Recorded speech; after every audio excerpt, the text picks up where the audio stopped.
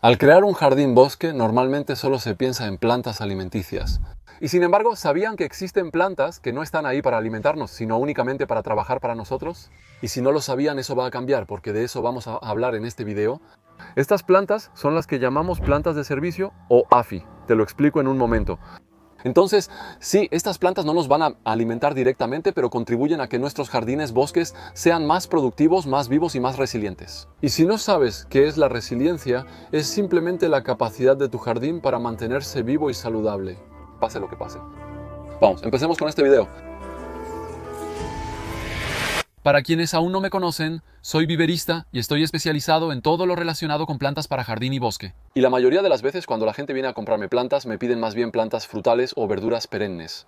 Y cuando les hablo de plantas de servicio, casi nadie las conoce. Esas plantas, y sin embargo, son esenciales en el jardín, el bosque, así como en la huerta. De hecho, a lo largo del video les voy a hablar de diferentes grupos de plantas, e incluso de plantas en particular, que tienen beneficios en el jardín. Pero además de eso, también les voy a compartir muchos recursos, tablas, listas de plantas e incluso fichas detalladas para cada planta. Al final del video les explico cómo obtener gratis todos estos recursos. Una pequeña nota de vocabulario. Yo las llamo plantas de servicio porque son plantas que no van a estar ahí para alimentarnos directamente, sino más bien para prestarnos un servicio. Algunos expertos en bosque-jardín, como Fabrice de Jour, llaman a estas plantas arquitectónicas fertilizantes e ingenieras por arquitectónicas, fertilizantes e ingenieras, ya que influyen en la estructura, fertilidad y desarrollo del jardín. Otro término que usan es plantas sacrificiales, ya que su propósito no es quedarse en el jardín, sino ayudarlo. Les comparto una frase de él que me gusta mucho. Las arquitectónicas, fertilizantes e ingenieras representan para el paisaje lo que la adolescencia para la humanidad. Eso refleja el papel de esas plantas y el periodo en que son clave para el desarrollo del jardín. Oye, ¿cómo las llaman ustedes? ¿Plantas de servicio, arquitectónicas, fertilizantes e ingenieras o sacrificadas? ¿Tienen alguna preferencia y por qué prefieren llamarlas así? Yo personalmente prefiero el término plantas de servicio porque creo que es más comprensible para la mayoría de la gente. Aún así, cada vez prefiero más arquitectónicas, fertilizantes e ingenieras ya que creo que es un término más preciso para todos los roles de estas plantas. Dicho esto, no estoy seguro de que ese debate sea tan importante, porque lo que realmente importa es conocer su importancia y plantarlas en el jardín. Entonces, concretamente, esto es en lo que van a actuar.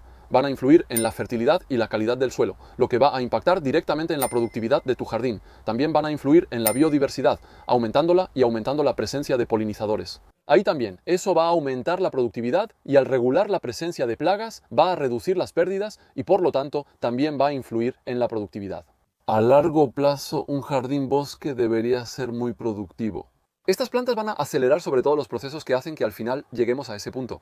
Además de eso, podríamos agregar que influye en el aspecto estético, aunque admito que todo eso es muy subjetivo. Y además tampoco necesariamente afecta a la productividad. Si tu jardín es más bonito y agradable, probablemente querrás pasar más tiempo ahí. Y eso es probable que sí afecte la productividad. Ahora vamos a ver un poco más específicamente en qué actúan estas plantas e incluso les voy a dar algunos ejemplos si quieren tener ideas de plantas para agregar a sus jardines. Entonces, el punto más importante me parece es la fertilidad. Hay muchísimas plantas que influyen en la fertilidad y de varias maneras.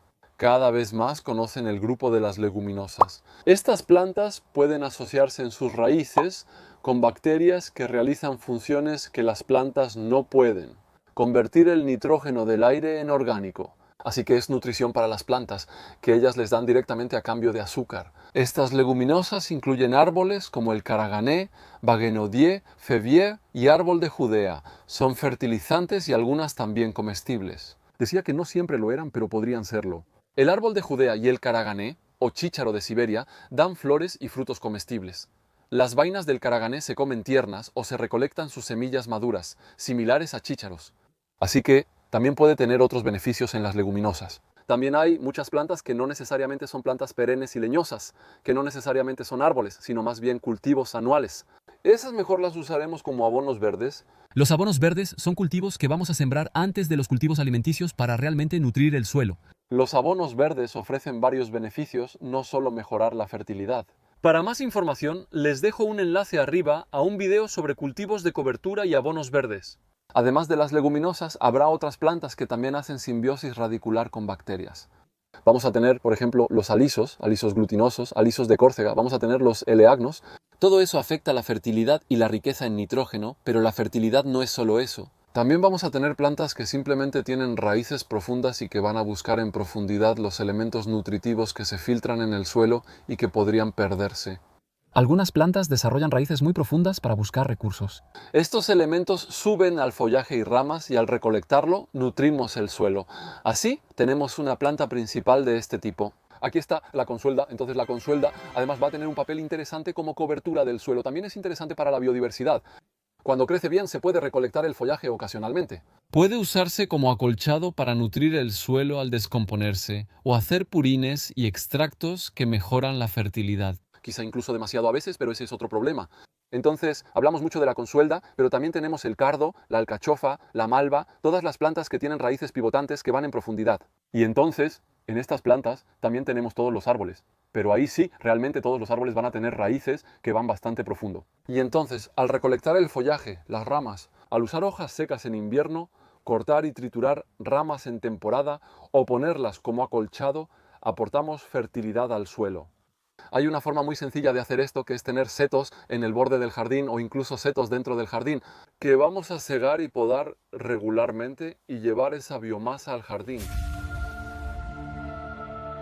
Un problema de este método es que al tomar seguido de las plantas para otro lugar, podríamos empobrecer la zona. El truco está en que en esas plantas pongamos plantas de la familia de las leguminosas o de cualquier zona o cualquier planta. Forman asociaciones con bacterias en la raíz que evitan que la zona se empobrezca. Entonces, eso es en cuanto a la fertilidad. Dicho esto, vamos a poder jugar tanto con la fertilidad como con el recurso de agua. De otras maneras, vamos a tener plantas que influyen en la protección del suelo, en la estructuración del suelo y en el descompactado del suelo. Descompactar será plantas con raíces pivotantes. Hay una silvestre que no nos agrada. Es el Rumex, por ejemplo, que tiene una raíz pivotante que realmente va a descompactar en profundidad. Pero todas las plantas con raíces pivotantes que les mencioné antes van a funcionar. También tendremos plantas con sistemas radiculares fasciculados, es decir, raíces con muchas raicillas en todas direcciones. Eso ayuda a estructurar el suelo. Otras plantas que mejoran la calidad del suelo son las cubresuelos, como la consuelda, alcachofa, cardo y ruibarbo. Todas esas plantas que tienen follaje y que cubren van a mantener el suelo protegido del sol, van a mantener el suelo más húmedo y por lo tanto un suelo protegido. Un suelo más vivo es más rico en recursos y por eso más fértil. Hay otra planta de servicio de la que aún no les he hablado y actúa sobre bastantes cosas diferentes. Puede ser planta cubresuelo, pero también árboles como el Paulownia.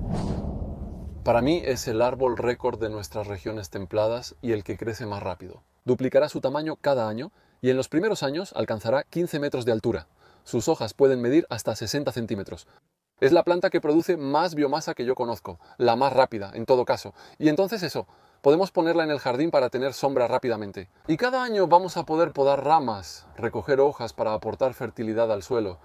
Es tan interesante que haré un video solo sobre eso muy pronto. Una pequeña palabra, de todos modos, sobre las plantas cubresuelo. Además de hacer que el suelo sea más vivo, también les va a ahorrar trabajo de deshierve. Un suelo bien cubierto también va a evitar la llegada de plantas que son un poco menos fáciles de controlar.